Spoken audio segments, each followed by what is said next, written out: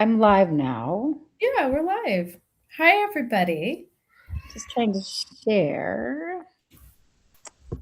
And that is a little tricky. No worries. I So, think I could share oh, too. no. You don't know what happened. Um, Mine's at the bottom of the screen, so if you need me to share, I can. Actually, you should probably share because I did some editing. I think I figured it out. I just have to pull it up so that it's actually a screen. Okay. There we go. Oh, perfect. And voila! Yay! Well, welcome, everybody. Oh, it just disappeared.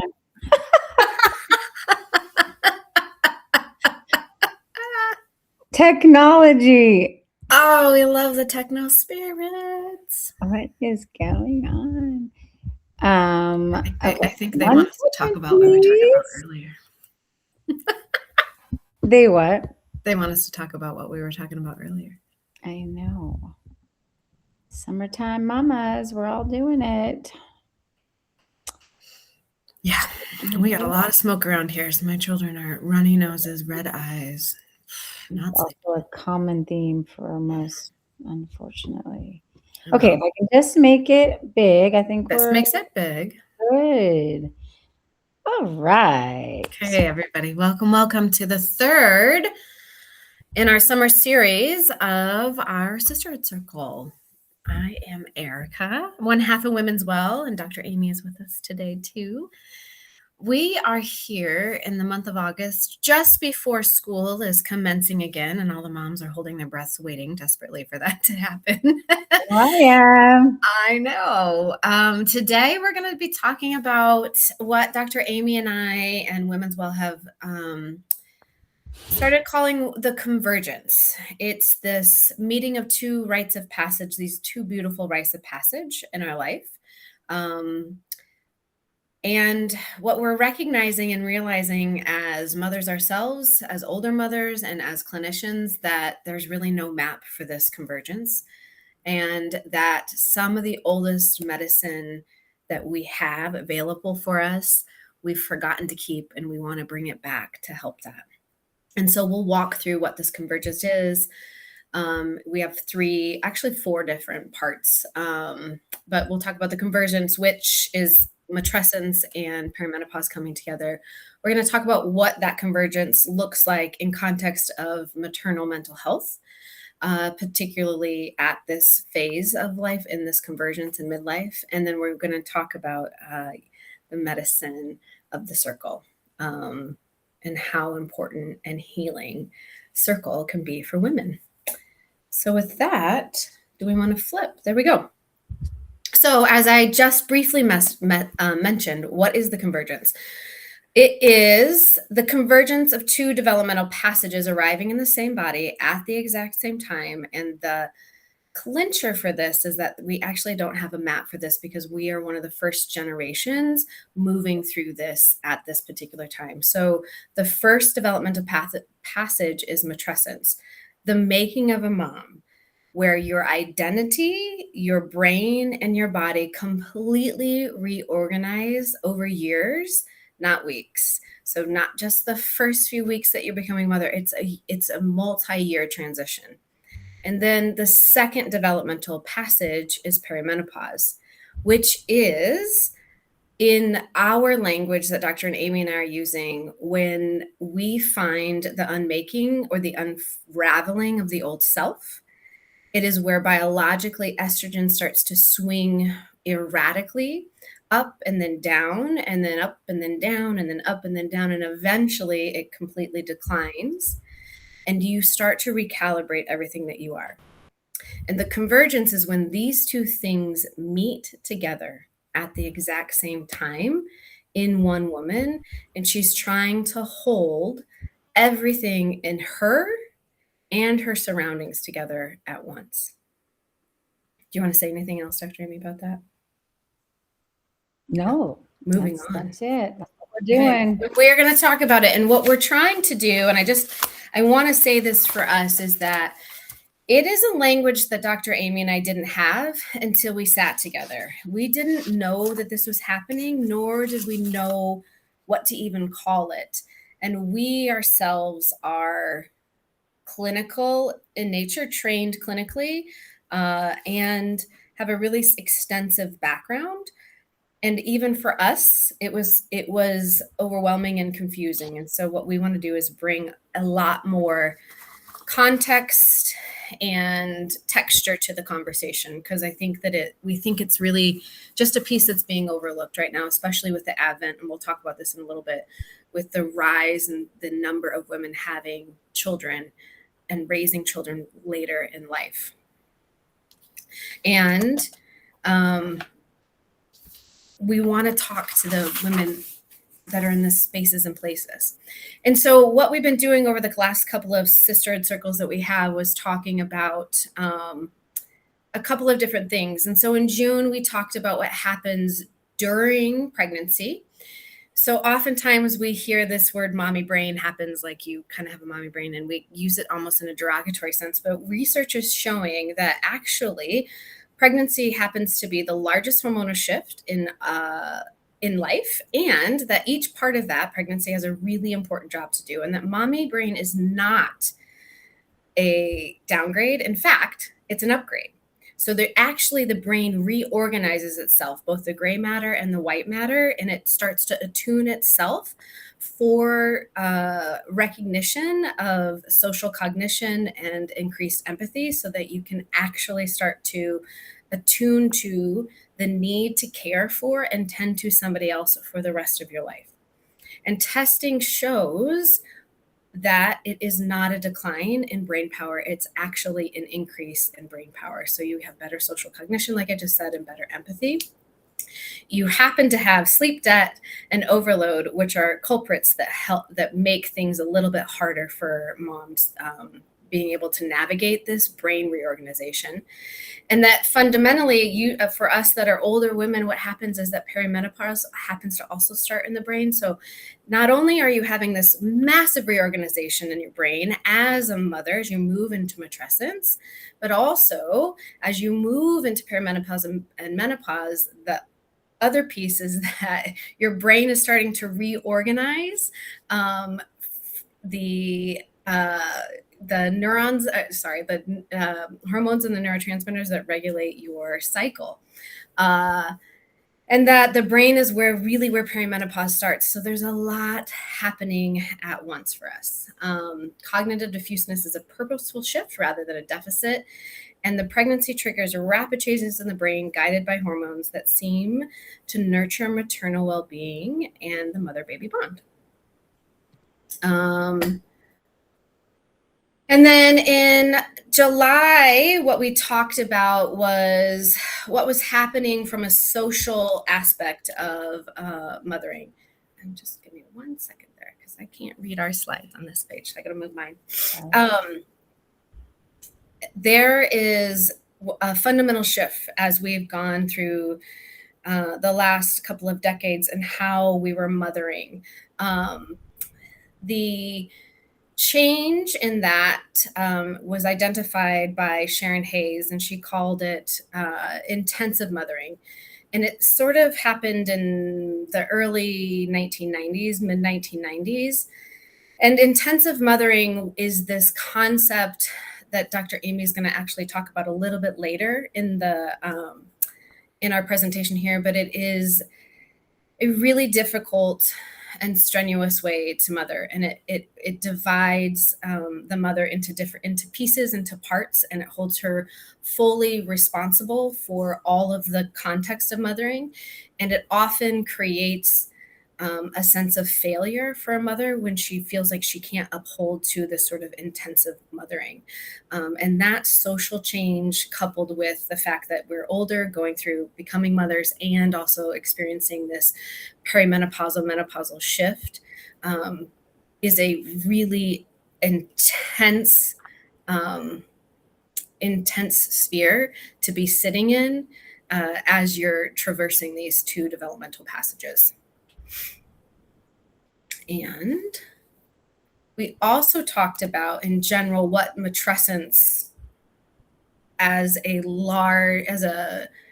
matrescence is. And so let me back up a little. So matrescence, I think I've said it a couple of times without talking about it, but matrescence is a trajectory of change that happens in a woman's life as she becomes a mother. It is often compared to the trajectory of change that happens in adolescence, because the change is almost identical in terms of the biopsychosocial aspects that are happening. It's such a wide-ranging change.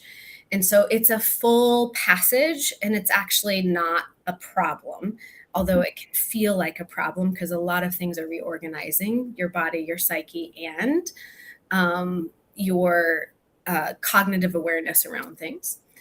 Your ability to become more empathetic, more altruistic, have better regulation, and have a better expansion for deep listening is real during this time. And you learn to move from a me to a we. So your identity moves toward connection, and the love that comes through stops being conditional. So oftentimes when we're a me, we have this conditional, but many of us that are mothers know that as we move through this phase, we start to wear, we say that terminology, we wear our heart on our sleeve, and it starts to become a very unconditional love. And you have to learn how to let go as you move through not only this as matrescence, but also as perimenopause. So each stage asks us to release something. And that practice really can turn into presence and gratitude. And what we talked about as well was this concept of the sacred hoop. So being within your sacred hoop is the space and the place where most women are their most authentic, most grounded, most brightest self.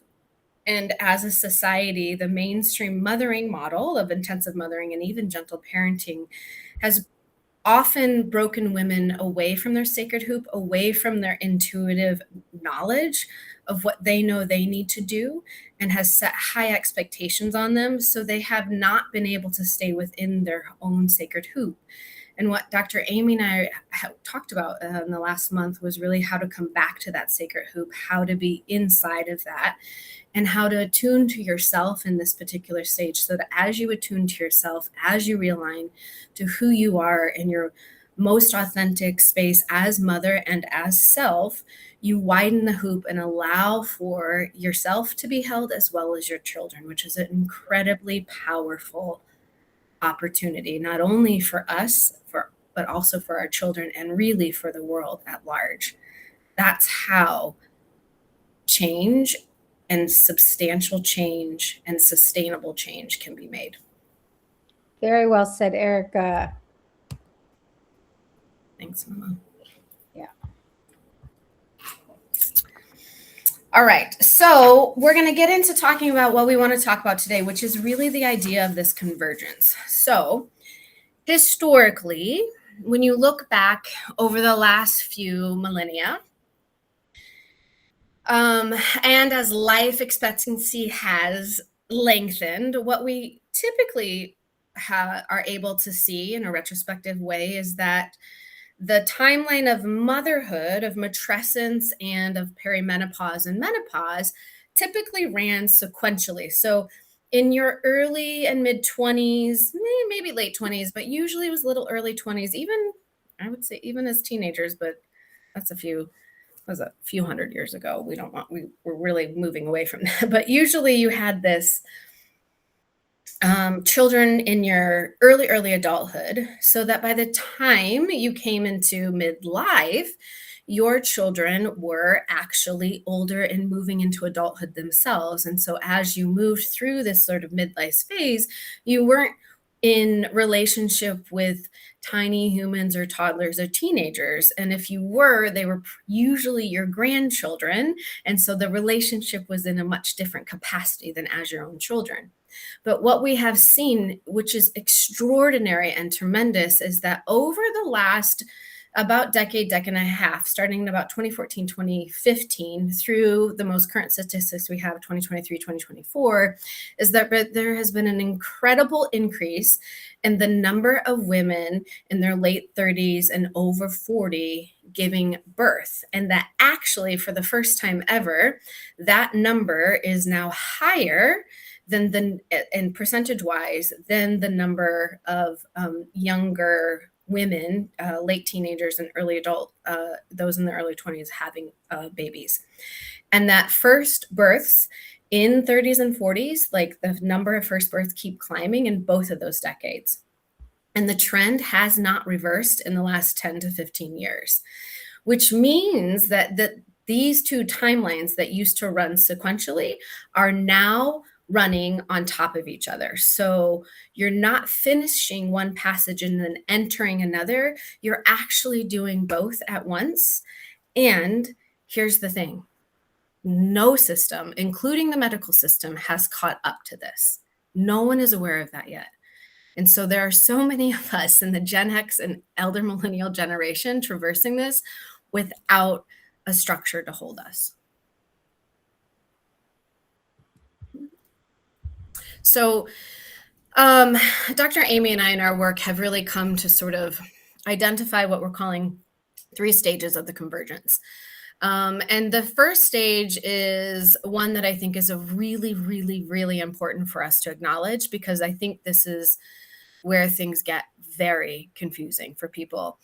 And I want to say, before I kind of go through this, these stages of convergence, as we define them, are not determined by necessarily the age that you are. They're not attached to age. This is fluid. But you'll hear Dr. Amy and I talk in relative terms about our own experience. And so you'll hear us sort of reference some of this stuff in our age group. So the first part of the stage that we want to talk about is really this stage 1, whereas perimenopause starts to happen to women as early as their mid-30s, even early 30s, but mid-30s. There starts to be shifts in hormones, typically testosterone and then progesterone. And it tends to run in the background. It's not always obvious, although for some it is. And then as you move through your 30s and 40s, that shift starts to transition across, as you're aging. And if you are having children in your late 30s and 40s, you will find that underneath that, you're running already in perimenopause. So that when you have a child and you become pregnant and then birth child and then enter postpartum, the thing that happened to both Dr. Amy and I was that postpartum collided with perimenopause in a very significant way. For myself, one of the things that I identified, and I'll talk about this in just a minute, was really this sensation of like postpartum never ending. Like it wasn't this short sort of 3-month window, which I also think we need to expand that conversation a little bit longer. But it happens that postpartum hits perimenopause. So we're calling it postpartum perimenopause. And then you have sort of this early menopause where you have some changes in the estrogen. Early perimenopause. Oh, I'm so sorry. Early perimenopause. You have changes you have really fluctuating estrogen, moving up and down, a lot of different things happening. Oftentimes, you may have little tiny humans or toddlers, even grade schoolers at that age. You can even have teenagers here. And then we talk about late perimenopause. So as you sort of transverse through your later 40s, early 50s, even mid 50s, late 50s, we sort of make this transition depending on when perimenopause started for you. And at that point in time, we sort of lose all our estrogen. We have this massive decline. And usually we have, we might have the grade schoolers and the teenagers or the preteens and the teens in the house. Again, this can vary by what you're there.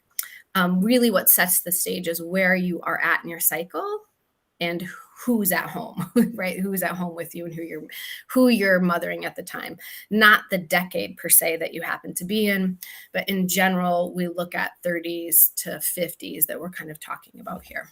Do you want to say anything else about that? I was just going to say the next 3 slides break down each stage. So in So detail? postpartum to perimenopause, the things we are often talking about is usually if you're postpartum to perimenopause, you're typically having a baby or a tiny human, a toddler at home.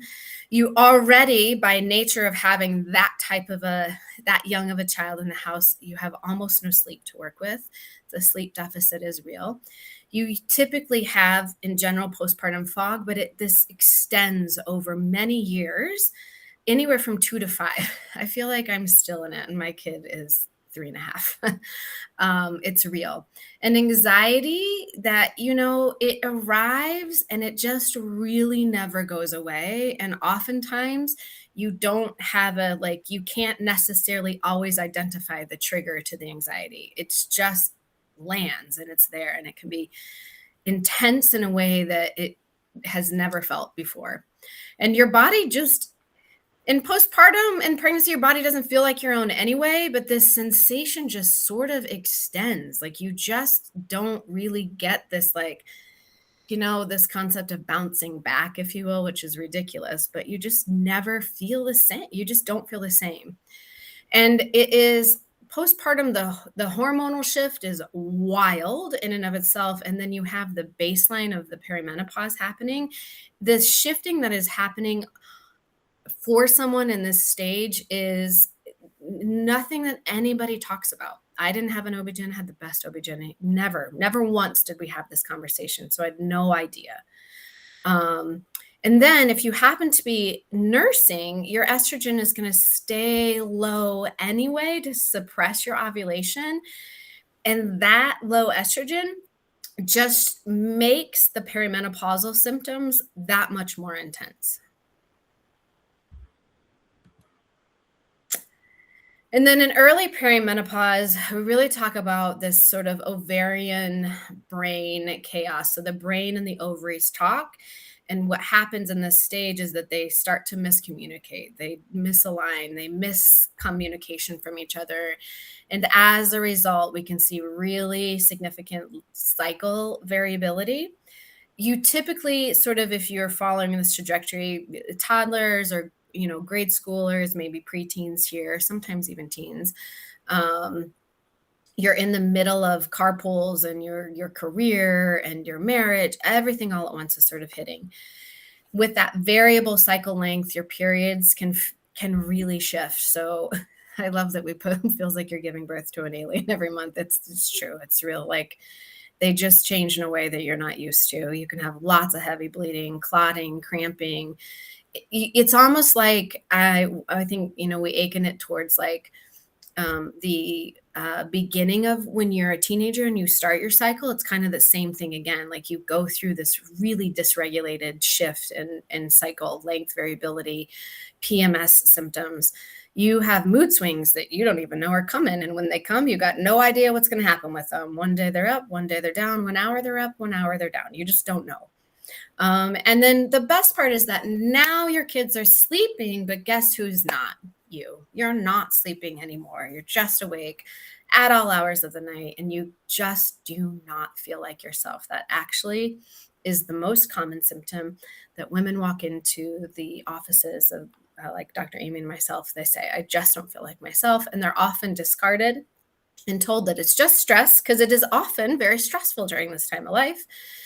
And that they're told to actually come back when it gets worse, or better yet, when they just don't have their period anymore. Like just suck it up, buttercup, get on through it.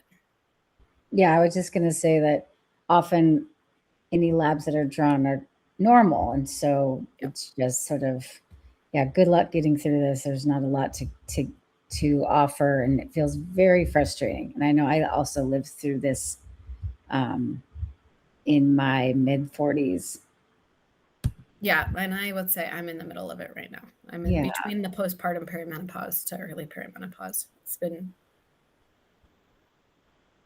It's been a struggle. And then late perimenopause, so almost through to menopause. So in general, usually we're going to have a teenager in the house, maybe a preteen, adolescent. We're moving through who they themselves are moving through their own rite of passage, right? Like as they move through, and especially if you have daughters, they're moving through their rite of passage and moving into their menarche and into their womanhood. I Um, would also say that you could have a grade school yeah, or even a toddler because Tyler. we're having babies later. So it's really, again, um, it might be a teenager, but more and more it is a younger child. Yeah, And it truly. yeah. Uh, yeah, so this isn't not again, like we said, like it's not really related to like the age or stage of child that you have. This could be across the board because if you're 48 to 52 and you're having a baby, you could end up in postpartum into menopause, honestly. Mhm. We just want to what Dr. Amy and I are doing are trying to just acknowledge the shifting that's happening for women in our age group. It's significant and it needs to be identified and held, a space held for it. And it is very different. Late perimenopause is a much different um, symptoms than experience than early perimenopause. As a person going through late perimenopause right now, it's just remarkable to me how different it is than 5 years ago, with the period starting and stopping, and the hot flashes, and the weight gain, and belly fat, and the decreased capacity. So, yeah, that's to reiterate what Erica said. We're trying to outline the three stages so that we can all understand if we're living that. We want you to have awareness about if you're living it. Sorry, I didn't mean to. No, I think that's great. I think that talks directly to the slide and Yeah, really you're in the space right now to talk about this. I am so grateful because you have traversed this and I am learning from you about this. And I am kind of I already feel like it's a little chaotic for me now. So knowing like what's coming is actually so helpful to know because I didn't know initially when it was happening. And so I appreciate you talking about this because it's not something I can speak to just yet. But now I'm yeah, getting gripped to know that it's coming. So I'll yeah. let you just take Oh, over, make that oh, transition. sure. Yeah, is it? It's my turn now. If you want, I mean, we can both talk. It's up to you. Well, we wanted to outline the three stages because we want more awareness. Because when we didn't have awareness of it, it led to us feeling like we were lacking, that something was wrong with us. Mhm. It was very confusing. So I'm so glad that we just went through the three stages and described what it might feel like, so that if you're listening, then you can start to identify and understand what's going on, which is the first step um, towards feeling better in it and navigating it more successfully. And I think that this slide really is so fascinating because this is happening for the first time in in an amazing group of women, Gen X and older millennials. And Mhm. these those of us that are Gen X and older millennials, we were raised to kind of handle everything ourselves. We had, latchkey kids, unsupervised afternoons, and we often were raised to have a habit of not asking for help doing it ourselves. So we're strong mamas. Um, and we were really told that we could have it all. So that we could have our career and we could be mothers, and have our families. And that's such a wonderful thing. And we're so strong and we're doing it. But we perhaps didn't realize what that would mean and how difficult that would be to carry it all at the same time. We, as Gen X and older millennials, had an analog childhood offline. We weren't sharing everything with the broader world. We had our friends. And we Thank kept goodness we close. weren't sharing it. But we weren't, it wasn't until we became adults that we had the whole internet watching. And so that's uh, a different piece than women younger than us.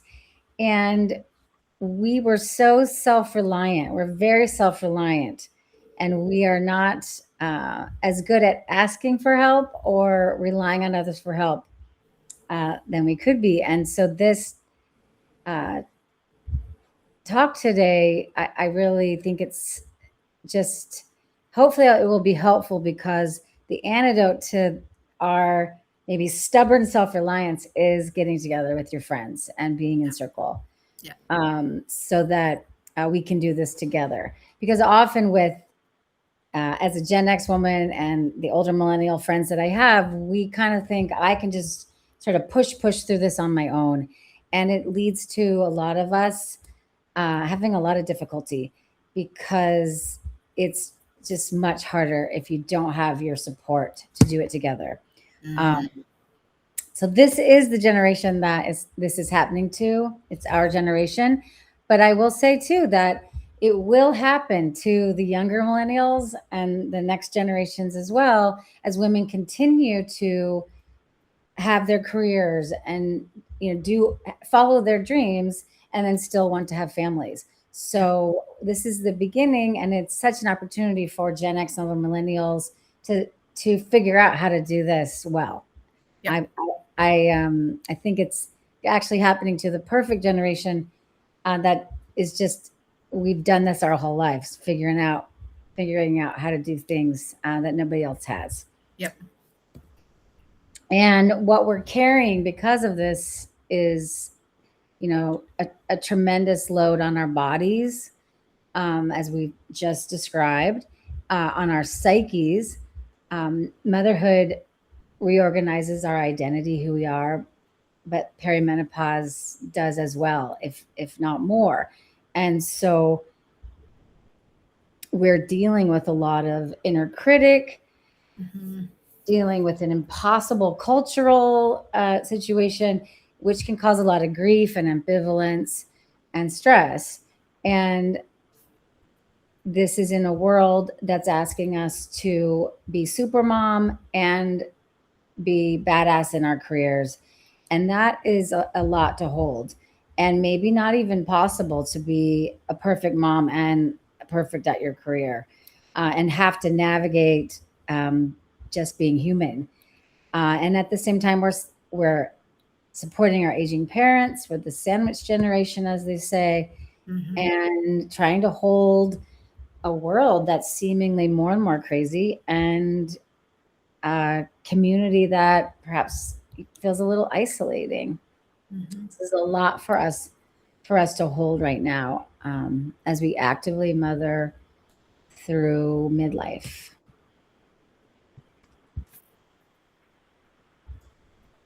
And this, no surprise, causes mental health for moms to really suffer, and there's actually a health crisis for moms that really nobody talks about. And we just described what we endure, what we're asked to hold, and we have to understand what waters we're swimming in, so that we know it's not a personal failing, and that when we have anxiety and stress and depression and anger, that's a normal experience within this place where we find ourselves, not only biologically and psychologically, but culturally, that starts postpartum in the newborn weeks, but really continues for the entire arc of mothering.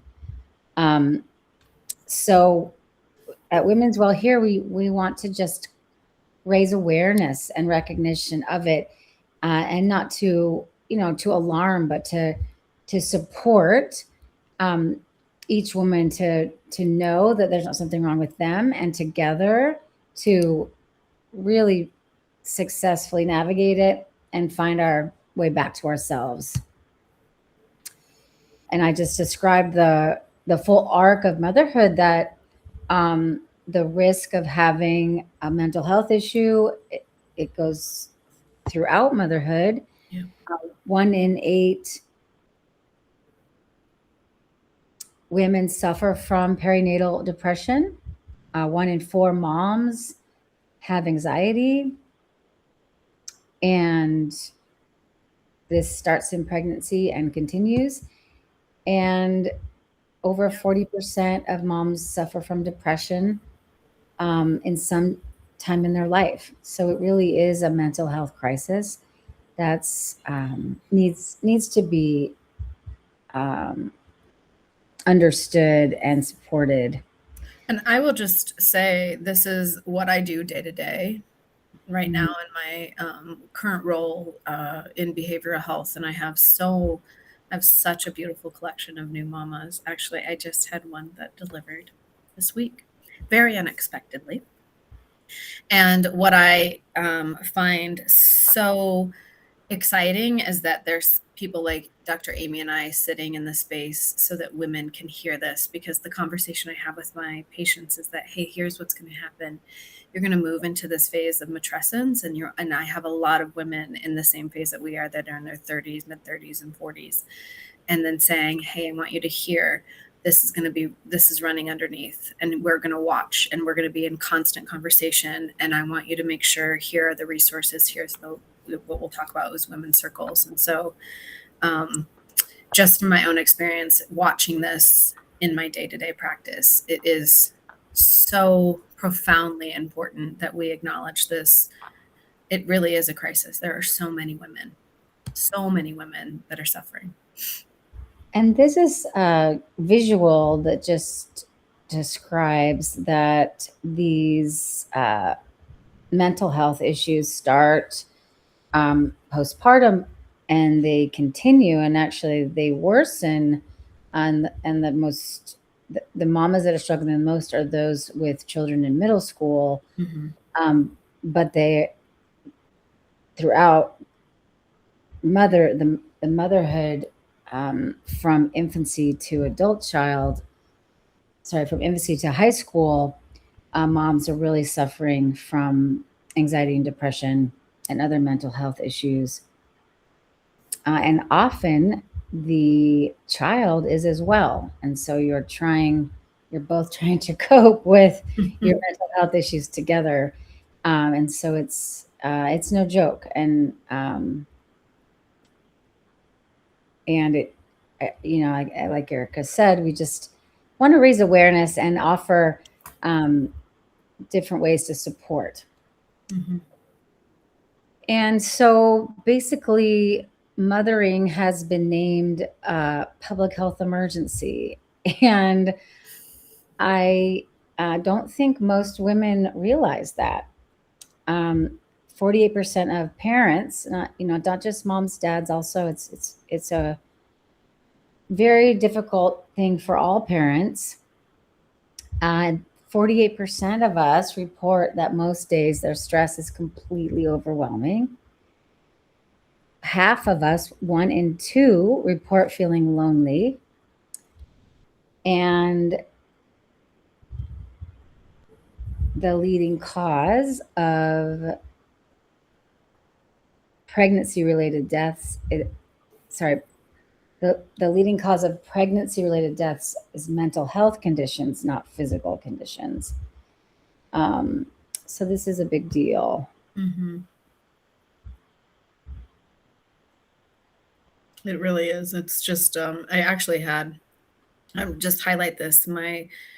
The particular individual that just gave birth actually didn't come to me until she was in her 8th month of pregnancy. And I've seen her prior to that, but hadn't seen before. And she has a history of obsessive compulsive disorder, and it worsened, extraordinarily worsened, and really in the 3rd trimester, to the point that the individuals around her said, like, she was having a hard time seeing because she was in the water. And also as a new mom, as a first time pregnant individual, she just had never experienced it before. So she was trying to create that. And one of my concerns was that this could become very rapidly, could decline in a direction that would be really harmful to her and to the baby. And so we were able to really wrap support around her and following her quite closely through this trajectory. So. And I think it's a time too where you expect that you should just feel so good because you have a new baby and how wonderful Correct. it is and you love them. And then it's this contrast of actually, having a really rough go of it. Um, and just to note that these statistics are for parents in general, but the research consistently finds that moms are carrying the heavier share, the workload, the mental load of the family. Um, and so, and this doesn't even include the mental health of Yeah, perimenopause. or menopause. Yeah. Head into now.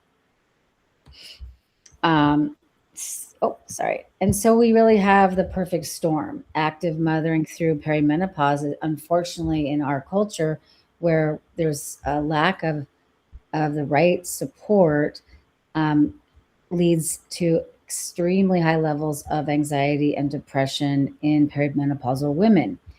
Um, Perimenopause has 12.8 times the risk of depression if the woman has a history of postpartum depression, and has almost a 12 times, sorry, I have to higher risk if for a woman that's had any prior depression Mm-hmm. at any time in her life. Mm-hmm. So it's as the brain and ovaries stop talking well together and the hormones are fluctuating, uh, in addition to the stressors of active mothering, we just see huge rates of mental health issues in perimenopausal moms. And the woman that's pregnant or the woman that's newly postpartum has a lot of screening and watching for it, but that vigilance to screen a woman does not extend into the perimenopausal time. No. And so often she's um, left on her own and not getting adequate support from um, her doctor or any other behavioral health or psychological health from our culture. Mm-hmm.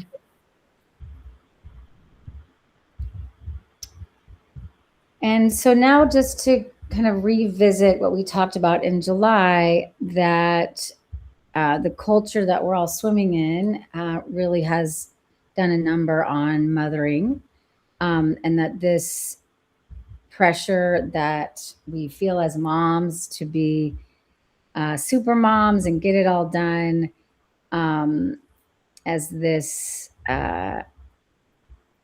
painting so nicely illustrates, is not just in our head. And it has 50 years of data behind it. And so to revisit intensive mothering, a term coined by Sharon Hayes in the 1990s, was that this is a kind of an ideology for our culture that held the mom as the one that needs to be the primary responsibility for child rearing, and make sure that she did it in a way that was child centered, that looked to others to guide her. Mm-hmm. Dr. Spock. Trying to remember. I'm trying to think of the newer baby and mothering books. Instead of having sort of their own intuition about how they should mother, we tend to look at books and to others who are experts to tell us how. Mm-hmm.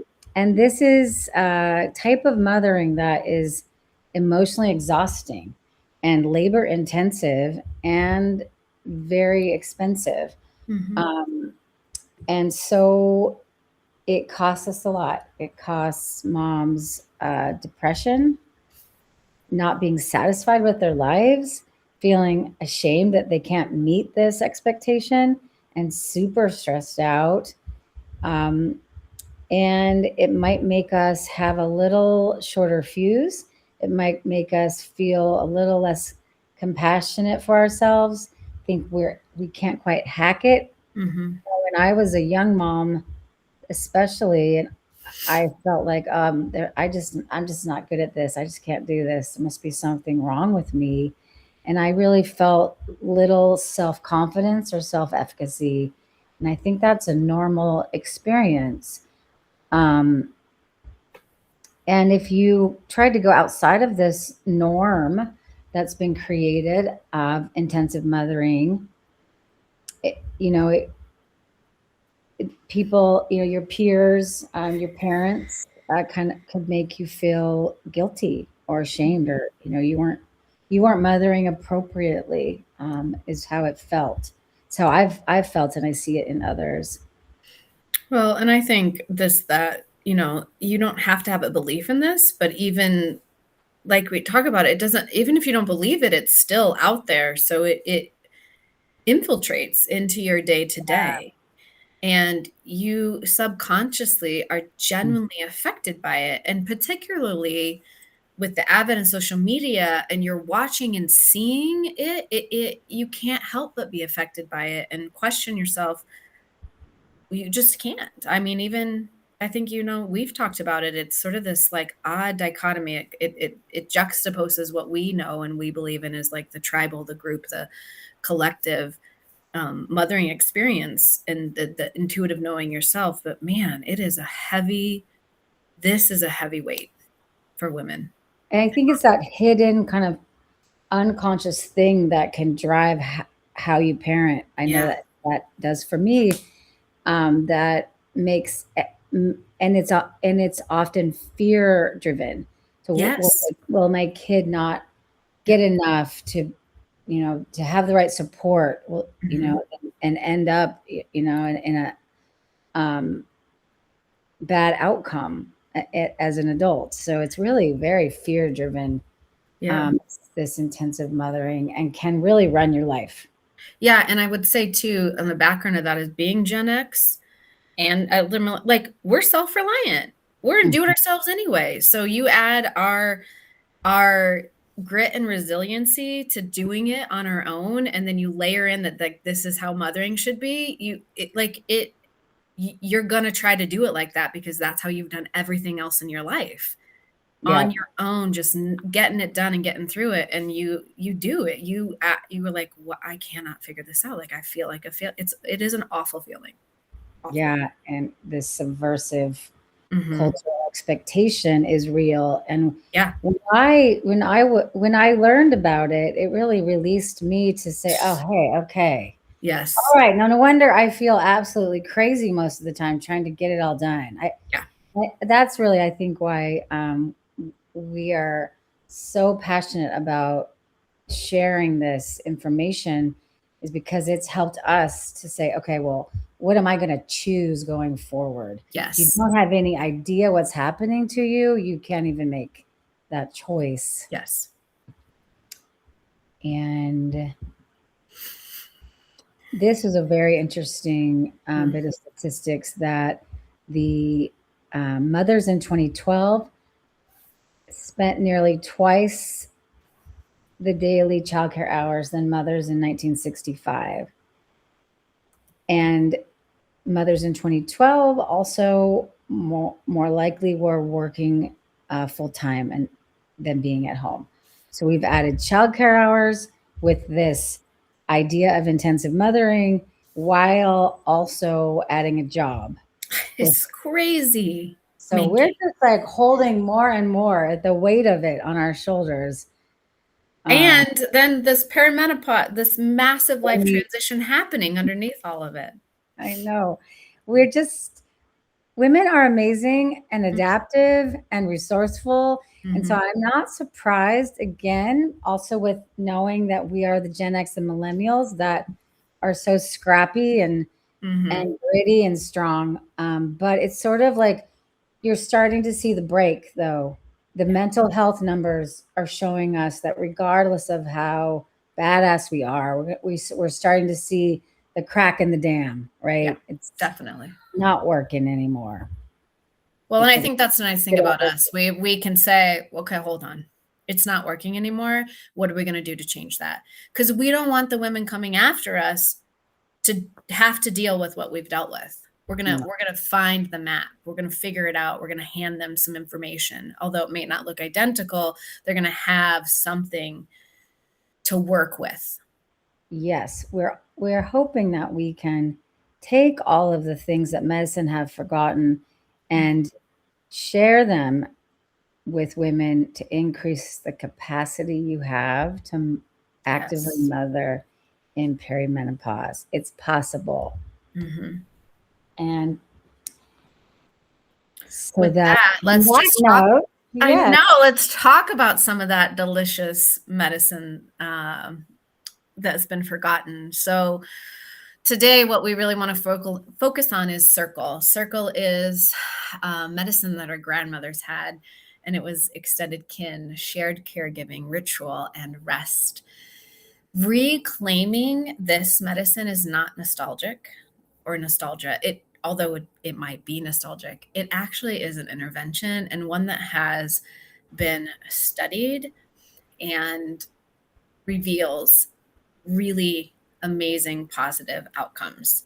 And what Dr. Amy and I want to do is honor. There's at some point, maybe we'll tell the story, and I think maybe Dr. Amy's written about it a little bit in Substack, and it's on our webpage. But we want to honor the original Women's Well, who really honed this more modern day circle that they taught for decades. At the website is still up. The original website is womenswell.org, although it's not not currently being an active organization anymore. It's the history is there, and we welcome you to go read about it because it's beautiful. And what we'd like to do is carry that forward. And so just very briefly, just to acclimate people to what a circle is, if you've never heard a circle. So what a circle actually is typically it literally is a physical circle, although we live in the advent of technology with technospirits. And so we can sit in a circle virtually as well. So we wouldn't necessarily we would be in a virtual circle, but if you're in person, you are physically actually sitting in a circle. It's not arranged in a way where there's some particular identified quote unquote expert at the front of the room and everybody's around. You're all equal together in a circle. And then oftentimes what happens is that one woman will speak at a time, and you're typically holding some sort of object, whatever that might be, as identified, and that object gets passed when the next woman, when the one woman is done speaking and the next woman is ready to speak. You're often in a witnessing space. You are witnessing and receiving, actively listening. You're not interrupting, you're not adding, you're not fixing, you're not crafting things in your head. You're just being in witness of them. And that can be a little hard at first, but oftentimes once you get used to it, it really holds such value in being able to be present and witness. And then not everybody at every time has to be part of the actual conversation. So it might be that everyone speaks during a circle, or that maybe only one or two speak. And it doesn't matter. It is what it is in that day, in that moment. And oftentimes it is a very sacred, honored space, so that as you sit in circle, what is said in circle does not leave the circle. Kind of like what happens in Vegas doesn't leave Vegas. I'm not a big Vegas fan, so I don't know. And I think the really cool thing is that, particularly as we move through these decades in life, I think there's a tendency to want to fix things when you're younger and figure it out, and as we sort of come into this witnessing and understanding the power of being witnessed and being heard, no one's really trying to fix anything. No one's trying to say anything's broken, because really nothing's broken, right? But being seen and being heard is really powerful medicine. Excuse me. So, as I just mentioned, gathering is actually an evidence-based intervention now. So one of the things Dr. Amy and I do is we can bring to the table the clinical scientific picture. And really what this slide talks about is that across a variety of different studies and analyses, what they have found is that group psychosocial care actually really works. Group care performs on par with individual therapy for depression. and that there have been some really great, very specifically focused women's circles that have been researched. This one that we're referencing here was a pilot with 155 pregnant and postpartum women, and they had 10 different co-designed circle sessions that happened to raise well-being and self-care and self-efficacy. And the more sessions that women attended, the better scores and better outcomes they had, meaning that they were able to have increased self-efficacy, increased self-care, and increased well-being. And that what we have found, and what I love, just like in the first one, so we talked about depression, what we also see is that anxiety lowers when you are take part in these ritualistic circles. So it actually physiologically can lower heart rate, physiological arousal, i.e., lower that fight flight response that people have, and which ultimately then lowers and reduces the anxiety. One of the things we want to note is that there is actually no research currently existing on the convergence of matrescence and perimenopause. So maybe if there's some really amazing researchers out there, hopefully we'll get connected with them and we can start to research that, because I think that what we will find is equally as powerful, if not more powerful, at this convergence. You can go ahead and change. And in this particular, this one study is just the most lovely study. The name of the study is actually called To Gather is to Heal. And they did a study in Mexico, in rural Mexico, where women gathered. And what they found is that their depression and anxiety essentially improved with the gathering, and that the improvement came from gathering, not necessarily from the work. It was from gathering and having someone to talk to. So that actually the gathering, separate from the curriculum, although curriculum is important, usually content is important, but just the in being held in space, in receptivity of being seen, heard, and listened to, was the medicine itself. And that is what Dr. Amy and I are so passionate about, because not only is that important, that in and of itself, but then you layer in some of the other contextual stuff, and you really have a really rich way to move depression and anxiety into a positive space for women.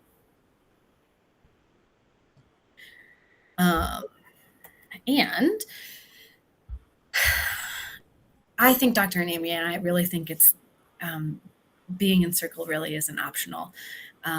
We know, and actually I think it has been declared an epidemic, at least in the United States, by the Surgeon General. Loneliness is one of the causes, the number one causes of depression and anxiety. So the WHO's Commission on Social Connection revealed that 100 deaths every hour are linked to loneliness. Like, think about that. The death is related to loneliness, not some physiological response, but loneliness. In a world where we have billions of people and they're lonely. And that someone who is lonely is 2 times as likely to become depressed. And that nearly 1 in 3 of older adults, although that sounds so interesting to say now, because I think that that's us, Dr. Amy, we're actually the older adults now.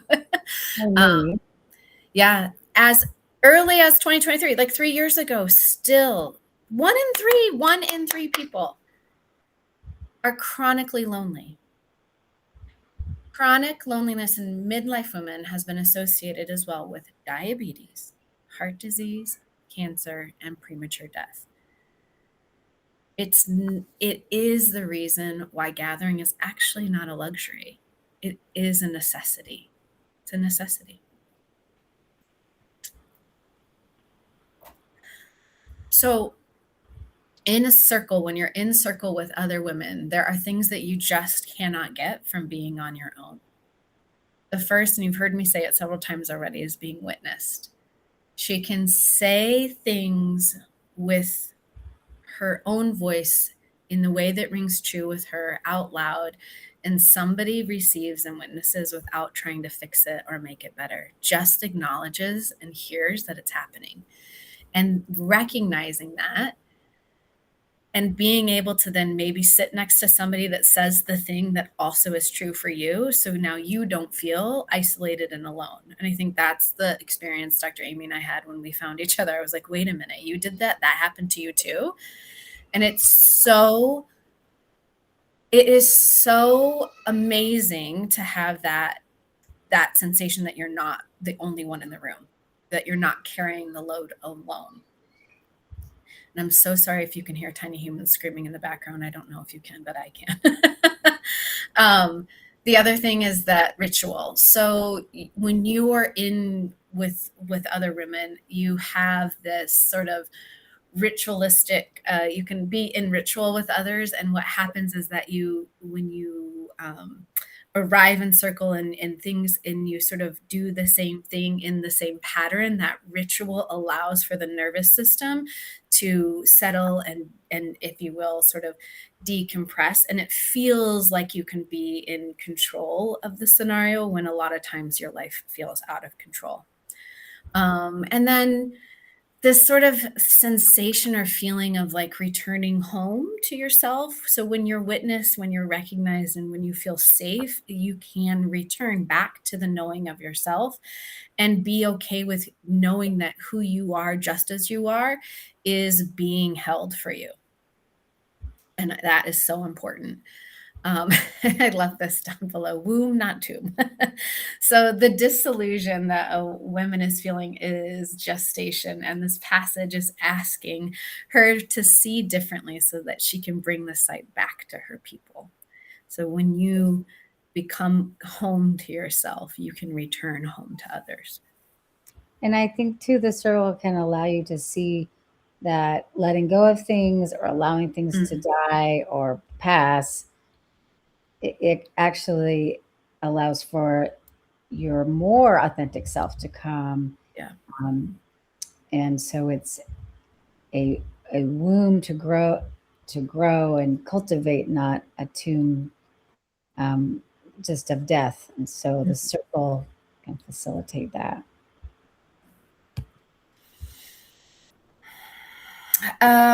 Okay, so the rules that matter the most. I think that we, like Dr. Amy and I've sort of talked about this already. So we're kind of living in a social cultural norm where we're being asked to sort of manage things that are really big and heavy in a really much more palatable way, where the medical community often asks, we want to like optimize and hack into things, right? We want to like have quick recovery, and we want to, don't show anybody that you're not pleasant anymore. Like get it figured out, sort it out, and then, come back and like everything's good. Which to I like to think of this statement, I'm fine. It's fine. Like, I think that's yes. That's right? Really what comes up. I see myself doing it. I see others doing it. Mm-hmm. No, I'm fine. It's all good. When really it's not. Nothing's good. And doing all these things, like if you optimizing your hormones is great. If you want to hack your cycle, it's great. You want to have the recovery, that's great. And I think there's other things that can add and enhance and come in relationship with it, so it doesn't feel like it has to be all of that. And what a circle does, sitting in circle, really just expands it space for everything.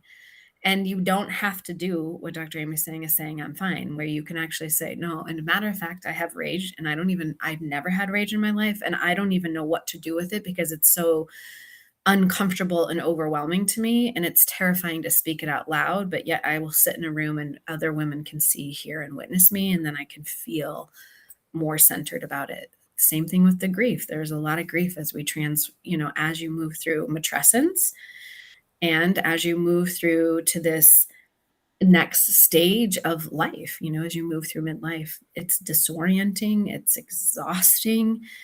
And really, as great Gen X and other millennials, we're like, we don't talk about it. We just have done it. We're just getting it done and doing it. And as much as that has benefited us, now I think really in these spaces and places, being able to say that out loud is such a powerful piece of medicine, and actually allows for us to continue to move forward, to be able to do things that no generation has done before.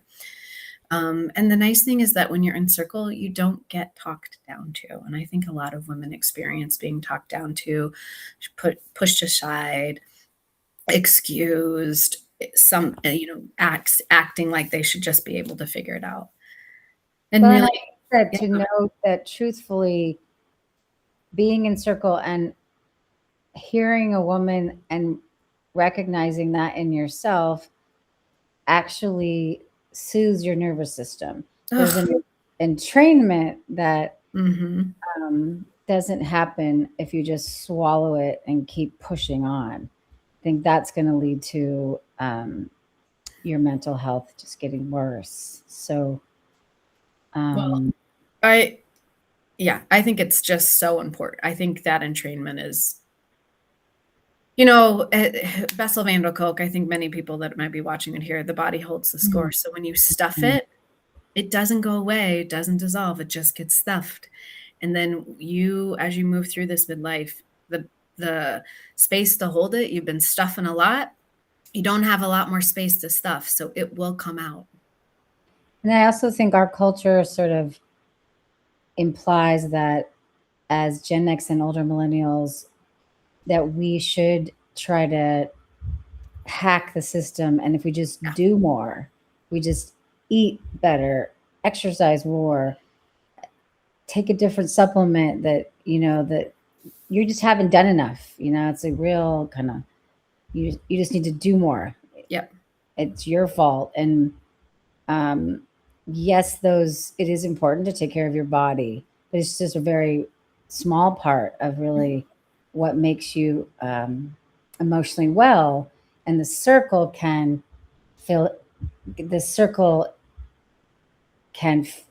support in a way that all those other things that we're trying to do can't. And it's so beautiful that a circle of women can. Yes, it's so powerful. And I think this is really just a little overview, kind of like we did before. So what happens inside the circle? Often there's an arrival, some sort of altar that we have. At some point, Dr. Amy and I will talk a little bit more in depth about altars. You usually have an opening. There's a way to acknowledge the opening of the circle. So we bring in the spirit of the circle. It sort of marks the delineation as you move into that sacred space that you're being held. We often do a small little check-in. And then typically there's a bit of a teaching, or there's a question that's being asked. Or sometimes not. It's just what needs to be brought to the circle, the women will bring to the circle. We trust that the circle knows more than we do, to be honest. It is the teacher for us. And then when that is complete, we close the circle. So we part of the circle is the ritual of the circle, so that this it's ritualistic, it's ceremonial, that we have the same sort of steps that we move through. And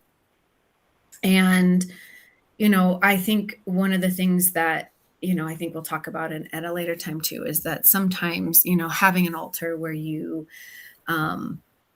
many women have been doing this throughout their whole lives without naming it, but sometimes just having a space of witnessing for yourself when you're not with the circle can be really helpful. So like today, every time I go into one of our sessions together, I light a candle and make an acknowledgement that this is a sacred space. And I'm doing that for myself, where I have that ritual where I'm doing that. And the nice thing is that when you're in circle, you can carry the circle with you by honoring that when you come out of it, and carrying that space with you, creating that own ritual in your day-to-day to remind you that the circle is holding you.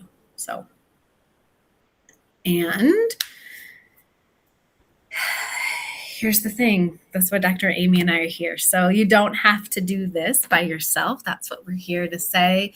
We would love to be in circle with you, and we have many different ways that you can sit in circle with us. So every second Saturday, like we're doing right now. So if you found us, you know that we have our Sisterhood Circle on Substack Live, where we do a teaching on some topic every day, or once every month. And then every Tuesday we go live, usually about 3:30 Pacific, which is 6:30 Eastern. Dr. Amy and I typically take and expand on what we've talked about the week before, what we're going to talk about over the course of the month. And we have a nice back and forth. One of us will interview the other and dive deep into that. And then we also have an amazing masterclass that we have about this convergence, about the meeting of matrescence and perimenopause, because so many women our age don't actually know that's what's happening. So we're trying to bring that language forward into the ethers, have this conversation. So it's free for you to watch whenever you want. It's at womenswell.co/masterclass. Just put your name in and it'll come right to you in your email. And we also have some amazing free guides for you. We love them. We have the Perimenopause Awareness Guide for Moms. So this talks about perimenopause very specifically for moms in this time, space, and place. Those of us that are Gen X's and millennial moms having these kiddos at a later time in our life. So that's available. And then we have, this one's a great one, things your cardiologist should know about perimenopause. So this is where there is such a big gap. And we probably will do a Sisterhood Circle on this, but the heart and the hormones are a really, really important piece. So if you want to have some beginning knowledge there, I want to encourage you to check that out. And then we have this really cool rite of passage quiz, sort of find out where you are in the convergence. As we talked about, there can be different stages and phases. So if you're curious and trying to figure out where it is and find language for that, we have that quiz. And then we're always adding new ones. Everything that we make will land here first and be on our website. And then we are in the middle of developing two amazing ebooks. One is Eating for Strength and Managing Weight in Midlife, because listen, moms, it's real. And we're human. Every day it's a real struggle. And so Dr. Amy and I are trying to put together medicine and everything medicine forgot inside of that. And then we also have a really cool comprehensive sleep guide, because that's the other thing. It's really real. It's a real struggle. So we want to really help you be able to identify those and find some really great practical tools. Everything's at womenswell.co/links. And then the most important and most exciting, and the thing that we love the most, is that we are having in-person circles. We want to gather in circle with you. Our upcoming in-person retreat is called The Visionary Way, Mothering Through Menopause. It is a 5-day retreat. It's at the beginning of May, before school gets out, before the crazy of summerhood, where we are going to gather and you are going to be witnessed, heard, seen, and held. And we're going to let everything that you need at this particular phase in life, we're going to have it for you. We are starting to take applications now. And that's at womenswell.co/apply. We would love to have you and your friends. So if you have a good girlfriend or a buddy that you think you would love to do this with and have some time away, be witnessed, be held, and really receive, come join us. Do you have anything? I think that just to know that the Visionary Way is all about understanding, as you went through all these changes and you continue to change, who am I now? Who am I really? What are my dreams, and how can I come more authentically into myself, into that sacred hoop? So we've curated a 5-day experience to let you to give you that opportunity again in circle, because we need each other to do this. Yes. And such a beautiful time of life, midlife, to give yourself the gift of 5 days to ask yourself, to have that opportunity. We'll hope you join us. We'd love to see you. All right, you can find everything on our website, womenswell.co. That's the main place to go. There's links there if you don't remember all these links, but /apply is where you can apply for the retreat. /links is where all those free guides are. And then /masterclass is where our masterclass is living. And then if you're here, you know where our Sisterhood circle for Women's Well is on Substack. It is so nice to see you. We will see you again on a Tuesday during one of our lives or next month during our circle. Thanks for joining. Thank you. Bye.